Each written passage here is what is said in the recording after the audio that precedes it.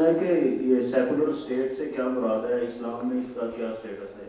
وہ ذرا کنفیوژن ہے تھوڑی سی تو اس میں۔ کنفیوژن تو ہے ہی بچہ، اس لیے کہ سیکولر کی تعریف کرنے میں بھی لوگ مختلف ہیں نا۔ کچھ تو کہتے ہیں کہ جو بالکل خدا رسول کے منکر ہیں، مانتے ہی نہیں کہ کوئی خدا، یہ سیکولر تو ظاہر بات ہے پھر اسلام کے ساتھ اس کا کیا تعلق، خالص کافرانہ نظام ہے۔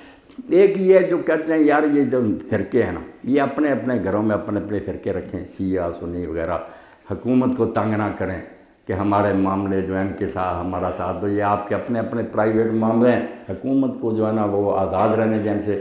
اس حد تک تو سیکولرزم کی کوئی بات نہیں، دین کے اندر رہ کر ان فرقوں کو پرائیویٹ معاملات میں آزادی دی جائے کہ تمہارے اپنے کام ہیں، جدھر جدھر کرنا چاہتے کرو، مگر حکومت جو ہے نا وہ اجتماعی معاملات قرآن و سنت کے مطابق چلائے گی۔ تو ایسا سیکولرزم جو ہے کہ فرقوں سے بچ کر رہنا، یہ تو اچھی بات ہے، کوئی بری بات ہے، مگر آج کل زیادہ وہ بے دینی کوئی لوگ کہتے ہیں سیکولر۔